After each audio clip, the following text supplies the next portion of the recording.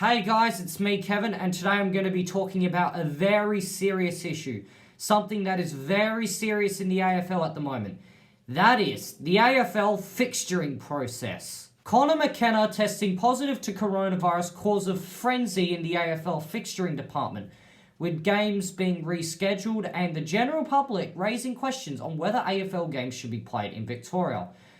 Pointing out to the fact of the rise in coronavirus cases as I speak.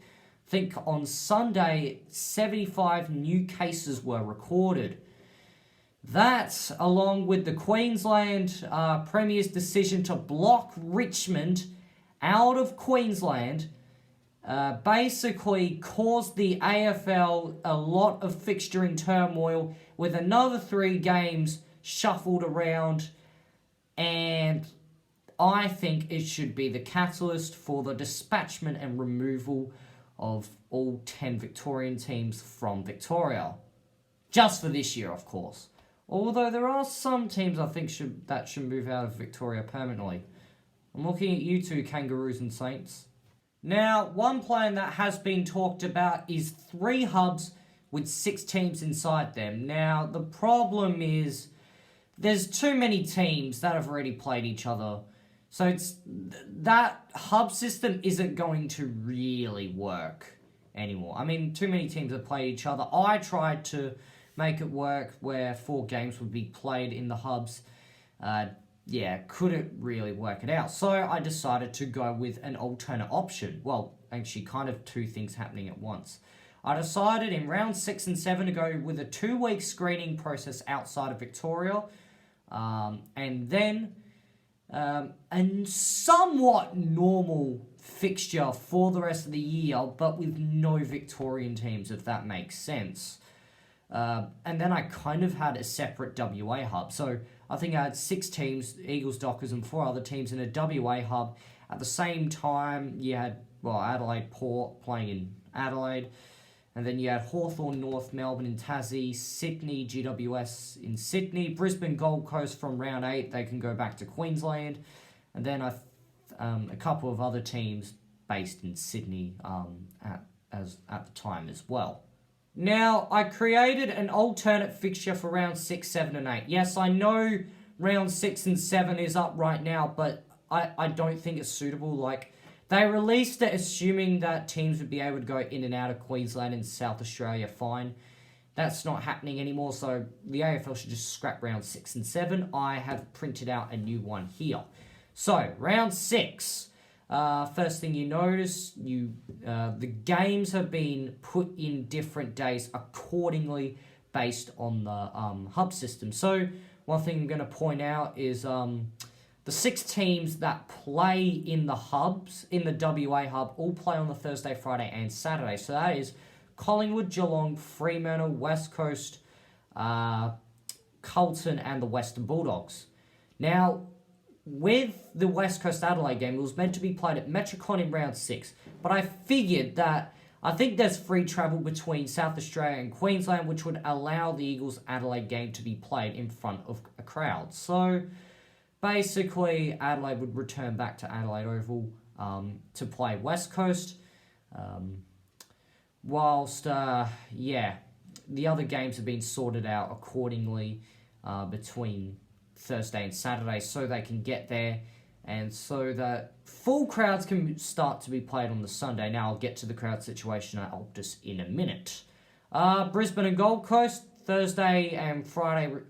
Why I did that is so they can start their screening process on a Saturday early morning. Now, what I mean by screening process is, I think according to the Queensland Premier's rules, I think it's that if AFL teams that don't come into contact with Victoria or a Victorian-based team for 2 weeks, well, that has just come from Victoria, can come into Queensland openly.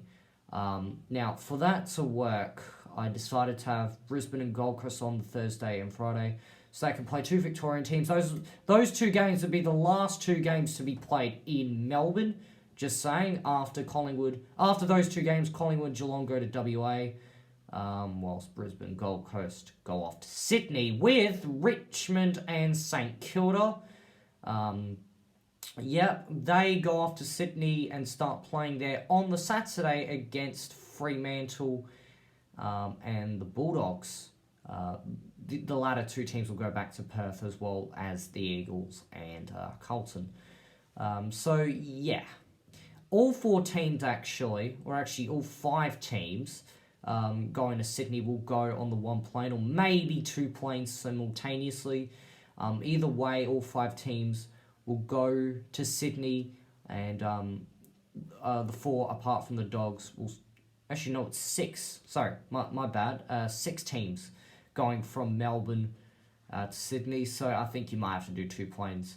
But irregardless, the main point is Gold Coast, Brisbane, Richmond, and St Kilda base themselves in Sydney and do their screening process there. Eagles, Dockers, Collingwood, Carlton, Dogs, and Geelong all do their screening well, actually, their 2 weeks quarantine in WA.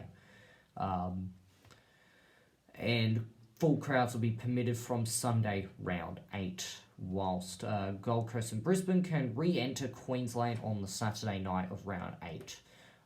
Sunday afternoon, Hawthorn in North Melbourne return to their secondary ground, Tasmania, with Essendon Melbourne, who will do their screening process there. Now, all 4 teams will actually go to Tasmania on the Tuesday or Wednesday morning, which allows the Wednesday game in round 8 to be played in front of a crowd. And then you have Port Adelaide and GWS playing on the other Sunday slot. Now, why only the 2 games in Adelaide are permitting crowds is because neither of the 4 teams are doing a screening process, because Sydney and GWS, they're staying in Sydney. Adelaide, Port Adelaide, they're coming straight out of Queensland. So both teams can actually freely get into Adelaide, which means that crowds can be permitted. Well, that's unless they rule GWS playing Hawthorn as a risk, but I don't think so. So I think in those 2 games, a crowd will be permitted. So, as you can see, the WA hub is up and running.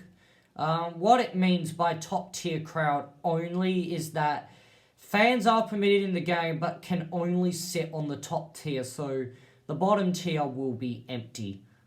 That's so the players don't get into close contact with the players. In addition, there will have to be a giant net surrounding the stadium so that players don't kick balls into the crowds, because let's face it, they're still in their quarantine process. Now, why I'm saying this is because Mark McGowan is allowing that, which is weird. I personally wouldn't, but if he's allowing it, then I'll put top tier crowd only in that case. The other thing you notice is that St Kilda and Gold Coast and Brisbane and Richmond, the 4 teams screening themselves in Sydney, will play each other. And the screening ground will be at Sydney Showground Stadium. Yeah, so I think that's all we really have to know. Also, North Melbourne and Hawthorn swap opponents, because it'll be just Hawks, North, Essendon and Melbourne based themselves in Tassie up until the screening process is finished, which varies depending on state to state. I think Tassie finishes first with on Wednesday, I think, and then I think Saturday is the Sydney hub, and on Sunday is Perth. So, round 8, as you noticed, both Essendon and Melbourne played on the Friday and Saturday of the previous round, so they play on Wednesday, which would give a minimum 4-day break for North and 5 for Essendon.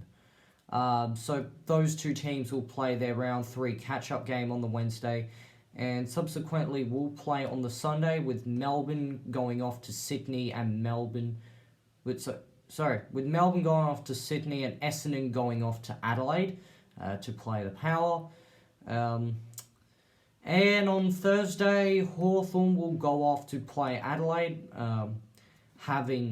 with Hawthorn finishing their screening process on Thursday.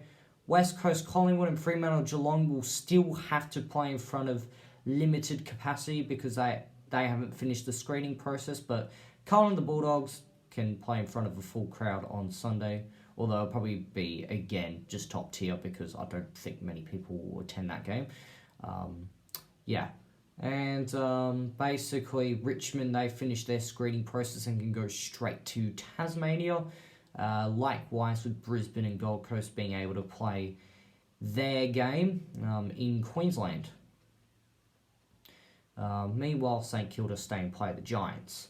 Now, what happens after round 8? Well, it's basically kind of just like a normal home and away season, with the exception of WA, which teams will have to go in quarantine for 2 weeks and play the Eagles and Dockers on a bit of a round-robin basis. But if you exclude WA for a minute, every other team will be able to travel to and from different states without having a quarantine, given that there's no contact with Victoria whatsoever.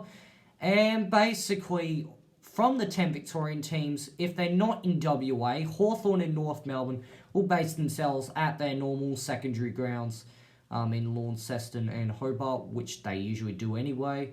They play like 5 games a year there. While the other 8 teams will scatter themselves somewhere throughout Sydney or throughout the Gold Coast, whichever's up to them, but anything just to avoid Victoria. Even Melbourne can even go off to Darwin if they really need to as well. That's another option.